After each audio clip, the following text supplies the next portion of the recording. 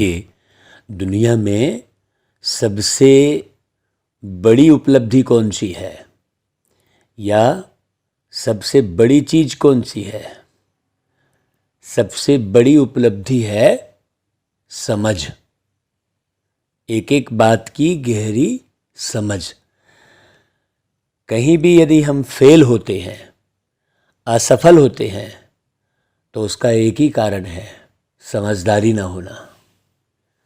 दुनिया में जितनी भी लड़ाई हो रही है, झगड़े हो रहे हैं, सब समझदारी की कमी के कारण हो रहे हैं। तो गहरी समझ मतलब जानकारी, हर एक बात की जानकारी। अब जीवन जी रहे हैं और उस जीवन के रहस्य का ही पता नहीं है, कि भाई हम ये जो जीवन हमको मिला है ये कहाँ से मिला आखिर है, कैसे हम ये जीवन जीने लग गए अचानक से। भाई अचानक से तो ऐसे जीने नहीं लग गए होंगे। तो ये सारी जानकारी जिसको होती है वो ऊंचे से ऊंचा है। जीवन की जानकारी है ना, आदि मध्य अंत की जानकारी। तो ये सारी समझ कहो या जानकारी कहो, ये देते हैं प्यार के सागर बाबा। तो वास्तव में अभी जो हमें जीवन मिला है, ब्राह्मण जीवन, इसमें सबसे ज्यादा जानकारी है हमको, हर एक बात की समझ है। बाकी इसके बाद ये समझ रहेगी थोड़ी, मर्ज रहेगी, लेकिन याद थोड़ी रहेगी। समझ के आधार पर हमारा जो है जन्म होगा, और है ना, ये जो समझ है ये आत्मा में मर्ज हो जाएगी, और समझ के आधार पर फिर हमारी जिंदगी बेहतर से बेहतर बनेगी। सुख के अपार साधन होंगे, सब कुछ होगा जब हम समझ विकसित करेंगे, क्योंकि समझ ही कार्य करती है। चाहे आप शरीर में रहो तो, चाहे शरीर से भिन्न हो गए, अलग हो गए तो भी। भाई शरीर से भिन्न हो जाओगे और जो समझ विकसित करोगे, उसी समझ के आधार पर तो आप अगला जन्म लोगे भाई। क्योंकि ये तो पक्की बात है कि आप मरते नहीं हैं, आपका देहांत होता है, माने आपकी देह का अंत होता है। तो क्यों ना हम अभी ये समझ पूरी विकसित करके और उसको मेमोरी में रखें, मतलब याद में रखें उस समझ को, क्योंकि याद के बल पर ही हम कोई भी कार्य कर रहे हैं। जब तक कोई कार्य या कोई व्यवस्था है, कोई भी बात जब तक याद नहीं रहेगी, हम करेंगे कैसे? इसलिए बाबा कहते हैं हमेशा कि मुख्य सब्जेक्ट है याद। तो अभी तुम्हारा सबसे ऊंचा यह जन्म है, ब्राह्मण जन्म। तो बाबा कहते हैं, मीठे बच्चे, देवताओं से भी ऊंच यह तुम्हारा ब्राह्मण जीवन है, क्योंकि इस समय तुम तीनों लोकों और तीनों कालों को जानते हो। हम निश्चिंत क्यों हो गए हैं? निश्चिंत इसलिए हो गए कि आगे क्या होने वाला है हमें बहुत अच्छे से पता है। सारी दुनिया को कुछ भी नहीं मालूम है आगे क्या होने वाला है। जो आगे होने वाला है वो हमें मालूम है, तो जो भी होगा है उसका हमारे ऊपर कोई प्रभाव नहीं पड़ेगा। क्यों? क्योंकि हमने ये जान लिया है कि ये सृष्टि का चक्र किस प्रकार से घूमता है और कब कब क्या क्या होता है। इस पूरी सृष्टि चक्र रूपी फिल्म को हमने कई बार अनुभव किया है, देखा है कि नहीं भाई? जैसे एक फिल्म को आप कई बार देख लेते हो और फिर हॉल में बैठे रहोगे तो आपको सब पता रहेगा किसके बाद कौन सा दृश्य आने वाला है। तो तीनों कालों और तीनों लोकों को जानते हो, तुम ईश्वरी संतान हो। बाकी तो लख 84 भरम गमायो, बड़े भाग्य मानुष तन पायो जो कहते हैं, वास्तव में ईश्वर की संतान बनना है सबसे बड़े भाग्य का कार्य है ना भाई, सबसे बड़े भाग्य की बात है। तो बाबा कहते हैं तुम बच्चे अभी कौन सी ऊंची चढ़ाई चढ़ते हो? भाई कौन सी ऊंची चढ़ाई चढ़ते हो? मनुष्य से देवता बनना, यह ऊंची चढ़ाई है जिस पर तुम चढ़ रहे हो। कहते भी हैं चढ़े तो चाखे प्रेम रस और गिरे तो चकनाचूर। हाँ, विषय विकार में गिरे तो गए, है ना भाई। बाबा कहते हैं देखो यह बहुत लंबी चाड़ी है लेकिन वंडर है, चढ़ते 1 सेकंड में हो और उतरने में टाइम लगता है, कई हजार साल लग जाते हैं उतरने में, और चढ़ना तो सेकंड का हो जाता है। पाप का घड़ा फूटने से ही जय जयकार होती है। इसकी कौन सी निशानी भक्ति मार्ग में है भाई? दिखाते हैं घड़े से सीता निकली। अर्थात जब पाप का घड़ा भरकर फूटा तब सीता और राधे का जन्म होता है। एक गीत भी है ना भाई, इस पाप की दुनिया से दूर कहीं दूर ले चल। अभी देखो लोगों को तो आप जितना भी समझाओ वो बिल्कुल माने समझेंगे ही नहीं है। पाप करना बंद कहाँ करते हैं? तो घड़े से सीता निकली, उसकी निशानी क्या है? पाप का घड़ा फूटा। हल चलाया कहते हैं ना, तो हल चलाया तो अटका हल जमीन में। हाँ, बाबा आके सब बातों को हल करते हैं, उसको हल चलाना दिखा लिया है जमीन में। मैंने दशरथ बताते हैं, तो मैंने जो है दशरथ क्या है? 10 इंद्रियों से बना हुआ ये शरीर रथ, इसमें बाबा प्रवेश करते हैं एक ब्रह्मा के तन में और सारी बातों को हल करते हैं। तो बुद्धि रूपी सीता हमारी क्या होती है?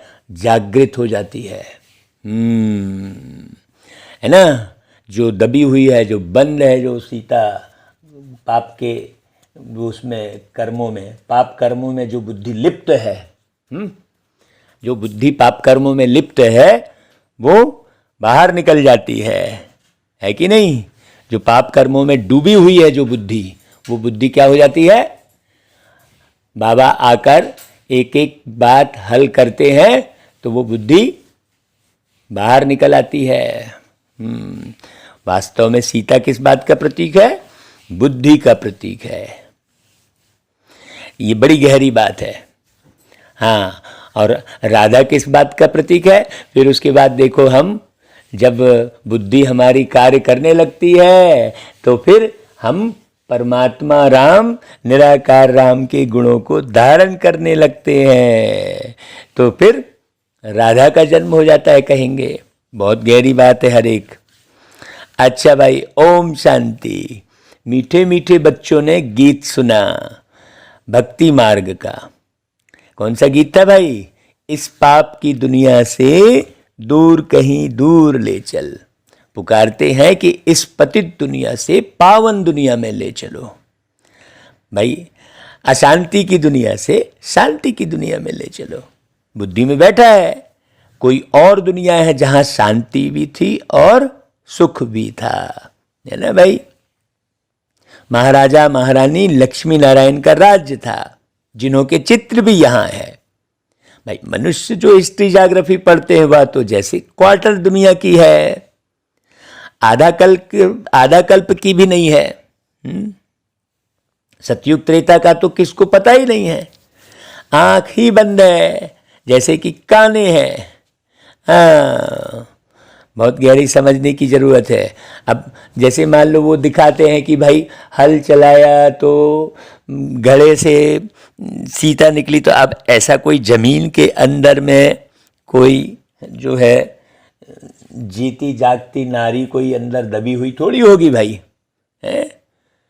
समझने की बात है ना भाई। ज़मीन के अंदर कोई घड़ी थोड़ी रहेगी, मटके के अंदर कोई नारी ऐसी समा सकती है क्या?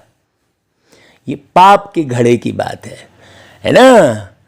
लेकिन लोग बस सुन रहे होते हैं, हाँ हाँ कर रहे होते हैं बस। क्यों क्यों क्यों नहीं समझ में आता? क्योंकि विषय विकार में बुद्धि उलझी हुई है।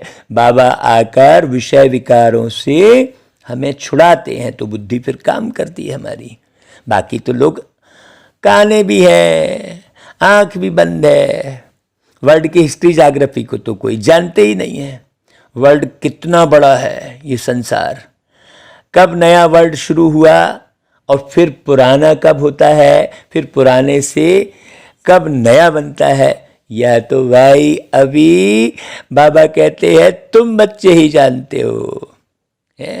नया वर्ल्ड, नई दुनिया बनेगी तो जरूर ना भाई। गोल्डन, सिल्वर, कॉपर, आयरन में तो आना ही है बाद में। फिर तो कलयुग के बाद सतयुग तो फिर जरूर होगा ना। संगम पर सतयुग स्थापन करने वाले आएंगे ना प्यारे बाबा। यह समझाने की बड़ी युक्तियां हैं, इसे बड़ी गहरे से समझना चाहिए। बाबा कौन, कैसे आते हैं, बहुत गहरे से समझाना चाहिए। कलयुग को सतयुग बनाने वाले तो एक परमात्मा बाप ही हैं। इतनी सहज बातें भी किसकी बुद्धि में नहीं आती है, क्योंकि बुद्धि को माया का ताला लगा हुआ है। परमपिता परमात्मा की महिमा भी गाते हैं, हे परमपिता परमात्मा बुद्धिवानों की बुद्धि आप हो, बुद्धिहीन को आप बुद्धि दो। कहते हैं ना, हे प्रभु आनंद दाता ज्ञान हमको दीजिए। मंदिर में जाकर कहते हैं ना कि हे प्रभु मुझे बुद्धि दे दो। तो सब आसुरी मत देने वाले हैं दुनिया में, केवल एक भगवान ही है जो श्रेष्ठ मत देते हैं। परमात्मा बाप ही है। मनुष्य गाते हैं परंतु समझते कुछ भी नहीं है। भाई बुद्धि दो कह रहे थे तो आके समझाइश देंगे ना। हाँ, ऐसे थोड़ी है कि भाई जब बुद्धि दो आप कह रहे हो फिर अपनी ही बुद्धि से आप आरती पूजा और चालीसा पढ़ते चले जा रहे हो। हैं, जब बुद्धि दो कह रहे हो तो भगवान आकर जो समझा रहे हैं उसको तो सुनना चाहिए ना भाई। तो देखो तुम बच्चों को अभी तीनों लोकों का ज्ञान है, ऐसे नहीं सिर्फ वर्ल्ड का ज्ञान है, वर्ल्ड से भी आगे तुम जानते हो। ये जो वर्ल्ड संसार तो ये पृथ्वी पर ही है, लेकिन इससे बाद का भी तुमको पता है। तो बाबा आप कह रहे हो बच्चे तुम जानते हो, तो बताने वाले तो आप ही हो बाबा, है ना भाई। मूल वतन, सूक्ष्म वतन, स्थूल वतन, यह तीनों लोगों का बुद्धि में ज्ञान है। जो अच्छी रीति से पढ़ते हैं उन्हों की बुद्धि में सदा रहेगा। नहीं तो जो नई पढ़ाई पढ़ते हैं उनकी बुद्धि में दुनिया की झंझावत घूमती रहती है। तुम स्कूल में पढ़ते हो तो पढ़ाई पूरी रीति बुद्धि में रहनी चाहिए। तीनों लोगों का ज्ञान तुम्हारी बुद्धि में है, तीनों कालों का ज्ञान तुम्हारी बुद्धि में है। तुम त्रिकालदर्शी बनते हो। तुमको त्रिलोकीनाथ नहीं कहेंगे, त्रिलोकीनाथ कोई बनता नहीं है, त्रिकालदर्शी अक्षर ठीक है। तीन लोक तीन काल को तुम जानते हो।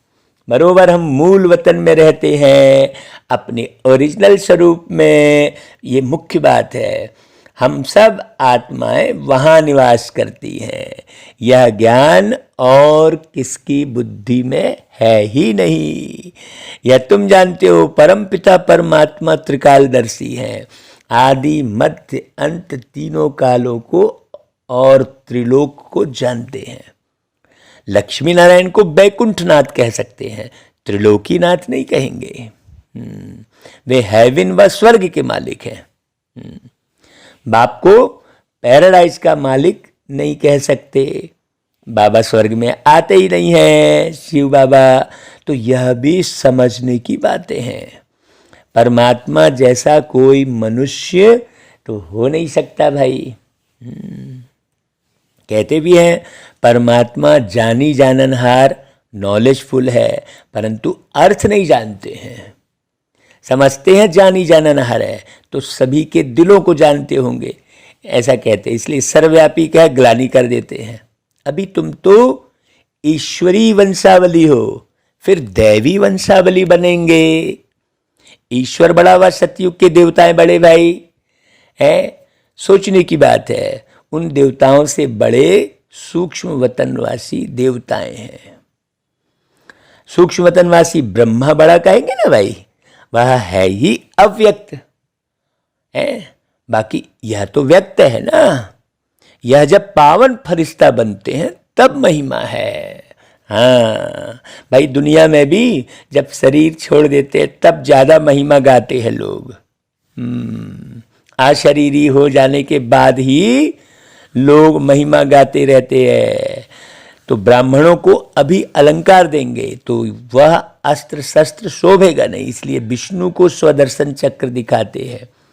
जबकि स्वदर्शन करने की प्रक्रिया हम तो अभी सीखते हैं ना। शंख चक्र गदा पद्म, अब इनका अर्थ भी तुम समझ गए हो। शंख माना ज्ञान का शंख, और चक्र माना ये सृष्टि का चक्र, और गदा माना आत्मशक्ति। हमारे अंदर सारी शक्तियां आ चुकी है। सहन करने की शक्ति, समाने की शक्ति, स्वयं को परिवर्तन करने की शक्ति, कितनी सारी शक्तियां हैं। तो वो गदा है। और पदम यानी कमल, पवित्रता, विषय विकारों से मुक्त जीवन हो गया हमारा, है ना भाई। तो ये सारी धारणा तो अभी हमारे पास है, लेकिन गिरते उतरते रहने के कारण ये सारी निशानी किसको दे दी भाई? विष्णु को दे दी है। तो सतयुग में लक्ष्मी नारायण को तो अस्त्र शस्त्र देंगे नहीं। यह तो है अभी की बात। वास्तव में यह ज्ञान के अस्त्र शस्त्र है। सब प्रकार का ज्ञान है भाई, आदि मध्य अंत का ज्ञान, तीनों लोकों का ज्ञान है ना भाई। स्थूल हथियारों की तो बात ही नहीं है। शास्त्रों में तो स्थूल हथियार आदि दिखा दिए है भाई। पांडव और कौरव की सेना दिखाई है, परंतु उसमें फीमेल को नहीं दिखाया है। पांडव सेना में पुरुष ही बस दिखाते हैं, बाकी शक्ति सेना कहाँ गई भाई है। तो यह है गुप्त, कोई को पता ही नहीं है यह शिव शक्तियां कहाँ गई। इनका वृतांत तो कुछ भी नहीं दिखाते हैं। शक्तियों ने कैसे लड़ाई की, सेना दिखाते तो है ना भाई। किसको भी समझ में नहीं आता, जिसने जो कुछ बोला सो लिख दिया, बस समझने की बात है। यथार्थ रीति तो अभी तुम जानते हो। देखो कितनी खुशी की बात है।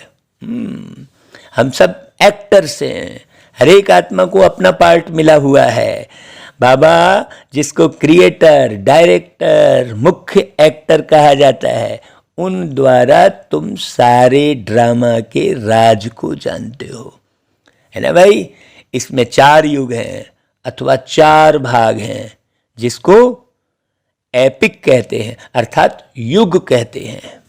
वास्तव में है 5वां यह कल्याणकारी युग है। सतयुग और त्रेता के संगम को कल्याणकारी नहीं कहेंगे। क्यों?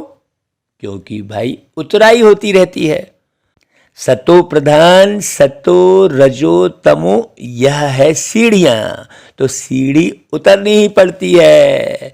ज्ञान में तुम एक ही बार गैलअप करते हो, तो भाई ये समय कितना वैल्यूबल है। हाँ, फिर ऊपर चढ़ी हुई सीढ़ी उतरते ही जाते हो। सीढ़ी उतरना तो बड़ा सहज होता है ना भाई, चढ़ने में थोड़ा ताकत लगती है ना। चढ़ने में बड़ा मुश्किल होता है। तुम कितनी मेहनत करते हो।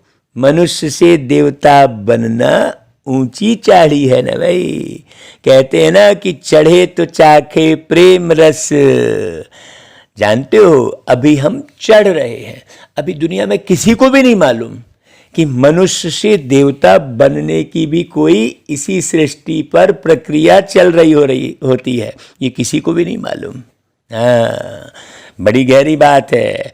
जो इस बात को समझ जाएगा वो इस मार्ग को कभी छोड़ेगा ही नहीं। कितना समय लगता है भाई, यह बहुत लंबी चाढ़ी है। तुम जानते हो अभी हम चढ़ रहे हैं, फिर तो बाद में उतरना ही है भाई, फिर तो उतरेंगे ही। सेकंड लगता है चढ़ने में, पिछाड़ी में आने वाले सेकंड में चढ़ सकते हैं। क्यों सेकंड में चढ़ सकते हैं? क्योंकि शुरू में जो ज्ञान था और फिर धीरे धीरे बाबा आके सुनाते चले जा रहे हैं तो जल्दी समझ में आ जाएगा ना भाई। शुरू में जो ज्ञान था वो पूरा ऐसे स्पष्ट थोड़ी था, फिर तो बाबा धीरे धीरे करके पूरे, देखो 86 वर्ष हो गए, तो 86 वर्ष में न जाने कितना ज्ञान बाबा सुना के गए हैं भाई, पूरा ही ज्ञान सुना गए हैं बाबा। अब उस ज्ञान को रिवाइज कर करके जो थोड़ा सा समय जो बचा है उसमें सब पक्के हो जाएंगे, ये तो बिल्कुल तय है। तो बाबा कहते हैं देखो अबलाओं माताओं पर कितने अत्याचार होते हैं, बच्चियां पुकारती हैं बाबा नंगन होने से बचाओ, ढेर बच्चियां हैं, अबलाओं पर अत्याचार बहुत होते रहते हैं, मारते हैं तो उन्हों के पाप का घड़ा भरता है जो भरकर फूट जाता है। दिखाते हैं ना घड़े से सीता निकली, अभी तुम सच्ची सच्ची सीताएं निकल रही हो। राधे भी निकली तो सीता भी निकली भाई, रघुपति राघव राजा राम ऐसा लिखते हैं, तो ऐसा लिखने से सीता का नाम डाल दिया है। जगत अम्बा जगत पिता ही फिर राज राजेश्वर राज राजेश्वरी बनते हैं, यही लक्ष्मी नारायण थे, फिर अंत में देखो क्या बन जाते हैं। सतयुग में कोई इतने 33 करोड़ मनुष्य नहीं थे, वह तो बहुत थोड़े होते हैं, बाद में फिर वृद्धि होती जाती है। दैवी संप्रदाय ही पुनर्जन्म लेते लेते फिर आसुरी संप्रदाय बन जाते हैं। हाँ, वास्तव में देवताई रूप में कोई लड़ाई झगड़ा नहीं करते, वो पुनर्जन्म ले लेकर फिर असुर बन जाते हैं। वही अभी आसुरी संप्रदाय को फिर बाबा क्या कर रहे हैं, देवी संप्रदाय बना रहे हैं, कल्प कल्प बनाते हैं। देखो ये राज अभी किसी को नहीं मालूम, तुम्हारी बुद्धि में सारी नॉलेज आ गई है, तुम ही त्रिकालदर्शी बनते हो, तीनों लोकों की भी नॉलेज मिली है। तुम कहेंगे हम पूज्य वैकुंठनाथ थे, अब पुजारी नरक के नाथ बने हैं। हम सो का यथार्थ अर्थ न जानने के कारण ही सारी दुनिया में लोग आत्मा सो परमात्मा कह देते हैं। बस कितना फर्क कर दिया है। अभी तुमको समझाया है, यह वर्ल्ड की हिस्ट्री ज्योग्राफी है, तुम इस बेहद के चक्र को भी जान गए हो, तीनों लोकों तीनों कालों को भी तुम जानते हो। यह गुप्त बात बाप पढ़ाते हैं, किसको पता नहीं है। गीता में कोई ऐसी बातें थोड़ी ही हैं, यह नॉलेज जिसके पास है वही सिखलाएंगे ना भाई। तो यह नॉलेज तो दुनिया में किसी भी साधु सन्यासी ऋषि मुनि के पास नहीं है, केवल एक बाबा के पास है। तो नॉलेज से समझ में आता है कि प्यारे बाबा मीठे बाबा आके हमको पढ़ा रहे हैं, फिर अपना पार्ट उसी समय पर रिपीट करेंगे। भाई क्राइस्ट अपना पार्ट अपने समय पर रिपीट करेंगे। वो लोग भी कहते हैं ना क्राइस्ट आएगा, लेकिन उन्हें ये नहीं मालूम है कब आएगा। हाँ, तुम जानते हो हम सूर्यवंशी चंद्रवंशी वैश्य शूद्रवंशी बनते हैं, चक्र फिरता रहता है। हाँ, ये बड़ा चक्र है ना, बड़े चक्र होने के कारण किसी को याद नहीं रहेगा। भाई एक हफ्ते के चक्र में क्या क्या किया वो थोड़ी याद नहीं रहता, एक महीने के चक्र में क्या क्या किया नहीं मालूम, तो ये पूरे युग का चक्र जो घूमता है उसमें कहाँ से याद रहेगा। फिर तो कई शरीर छोड़ के बदल लेते हैं तो और भी नहीं याद रहेगा। इस्लामी बौद्धि फिर अपना पार्ट रिपीट करेंगे। अब ये जानकारी बाबा को क्यों है, क्योंकि बाबा इस चक्र से बाहर है कि नहीं भाई, इसलिए उनको सारा ज्ञान है भाई। और हम सब आत्मा इस चक्र में आते हैं। आपने इस दुनिया में जन्म लिया है, वो यही सिद्ध कर रहा है कि भाई आप इस चक्र में आते हो, है कि नहीं भाई। जब एक देवी देवता धर्म रहता है तो और सभी धर्म रहते ही नहीं। वर्ड तो एक ही है ना भाई। बाप ने क्रिएटर और क्रिएशन का राज समझाया है। हर एक मनुष्य हद का ब्रह्मा है भाई। बच्चों को क्रिएट करते हैं ना भाई, फिर उनकी पालना भी करते हैं। क्रिएशन को वर्षा मिलता है रचयिता बाप से, भाई भाई को तो वर्षा देते हैं। ऐसा कब सुना है क्या? नहीं सुना है। बच्चे समझते हैं एक तो है हद का बाप, वह तो सबको मालूम है, हद के बाप से हद का वर्षा मिलता है। लौकिक टीचर पढ़ाते हैं, पढ़ाने से कोई सारे सृष्टि के मालिक थोड़े ही बनते हैं भाई। यह तो है बेहद की बात। हद वाले सभी उस बेहद बाप को याद करते हैं, उनको कहते ही हैं बाबा, शिव बाबा। क्रिएटर को बाबा कहेंगे ना भाई, सिर्फ बाबा हल्का नाम है इसलिए शिव बाबा कहते हैं। वह है ही निराकार। पूछा जाता है भाई शिव बाबा से तुम्हारा क्या संबंध है, कहते हैं ना शिव बाबा झोली भर दो। बाबा का शिव नाम एक्यूरेट है। हाँ, शंकर का चित्र तो अलग है ना भाई। शिव और शंकर दोनों को मिलाकर शिव शंकर कहना, यह तो बड़ी भारी भूल हो गई है। ऊंचे ते ऊंच बाप को भूल गए हैं। चित्र बहुत अच्छे हैं, ब्रह्मा द्वारा अब स्थापना हो रही है। अब देखो ये सारे राज पिछली मुरलियों में भी समझाए हैं। शंकर का अर्थ है ना भाई, ब्रह्मा विष्णु सब का अर्थ बताए हैं। आप पूरी मुरली पढ़ो। हाँ, एक ही मुरली में आपको सारा ज्ञान नहीं मिल जाएगा, है ना भाई। तो ज्ञान भी अभी मिलेगा। तुम अभी ब्राह्मण बने हो, ब्राह्मण कहाँ से आए भाई? उनको तो बाबा एडाप्ट करते हैं। तो बाबा कहते हैं भाई मैं एडाप्ट करता हूँ। ब्रह्मा को भी एडाप्ट किया है, फिर ब्रह्मा से ब्राह्मण पैदा हुए। तुम जानते हो अब हम प्रजापिता ब्रह्मा कुमार कुमारियाँ हैं। प्रजापिता अक्षर जरूर डालना है। सिर्फ ब्रह्मा कह देने से, ब्रह्मा नाम तो बहुतों का है, प्रजापिता ब्रह्मा नाम तो कोई का नहीं होगा ना। हाँ, यह तो मनुष्य है ना भाई। देखो ये कितनी गहरी बात है। रुद्र शिव बाबा ने यह ज्ञान यज्ञ रचा है, तो जरूर ब्राह्मण चाहिए।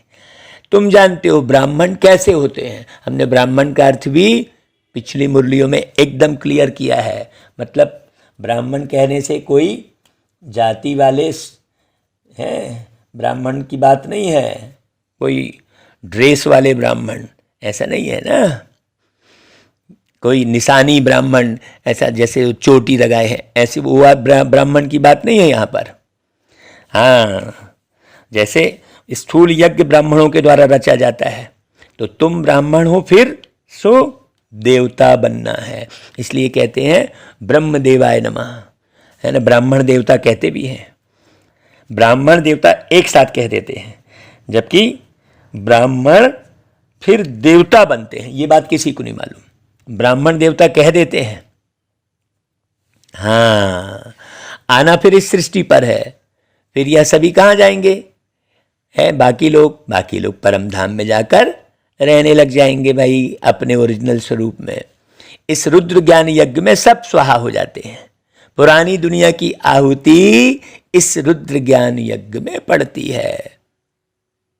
इस रुद्र ज्ञान यज्ञ से ही विनाश ज्वाला निकली है।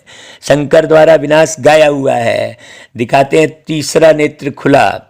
अब तीसरा नेत्र खुलते कहाँ दिखाते हैं? ये माथे में दिखाते हैं ना भाई, भ्रुकुटी में, है ना। दोनों नेत्रों के बीच में तीसरा नेत्र दिखाते हैं।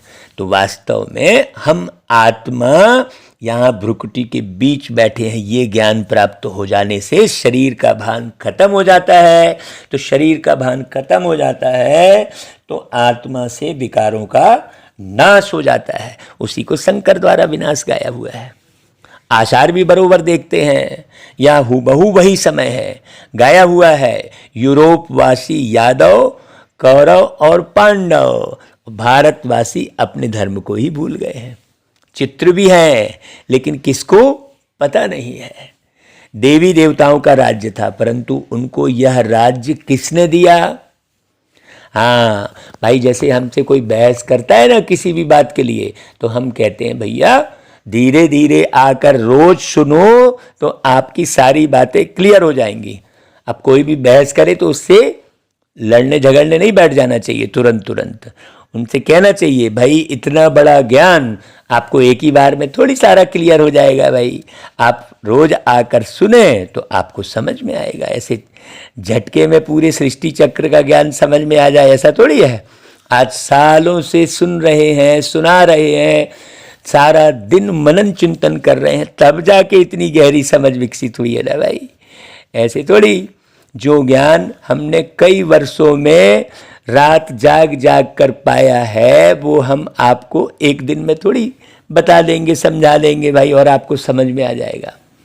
भाई किसी भी चीज को धारण करने के लिए, है ना, खाली स्थान चाहिए ना भाई। आप बर्तन रखे और उसमें मिट्टी भरी हुई है तो अब मैं उसमें चावल और खाने की सामग्री कैसे डाल दूं भाई?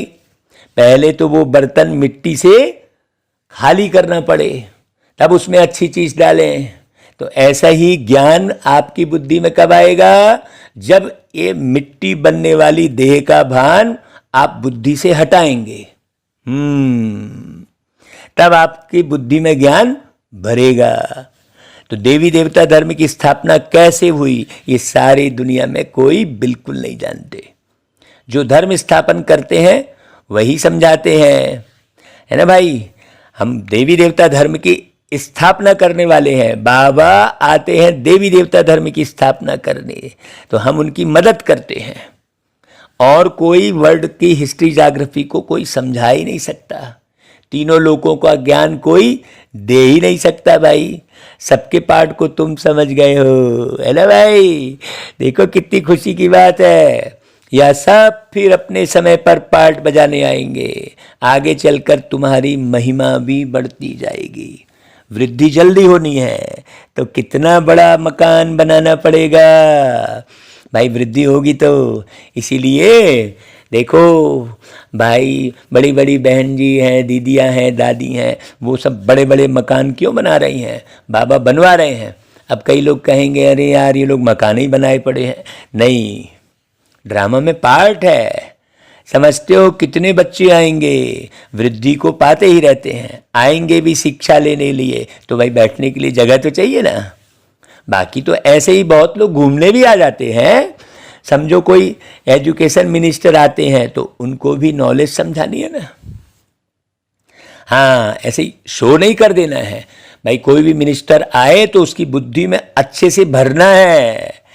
हाँ, हमारी है वर्ल्ड की हिस्ट्री ज्योग्राफी। सारे कल्प के चक्र को कोई भी नहीं जानते हैं। तुम अब ज्ञान सागर द्वारा मास्टर ज्ञान सागर बने हो। अच्छा भाई, मीठे मीठे सिकी लधे बच्चों प्रति माता पिता बाप दादा का याद प्यार और गुड मॉर्निंग।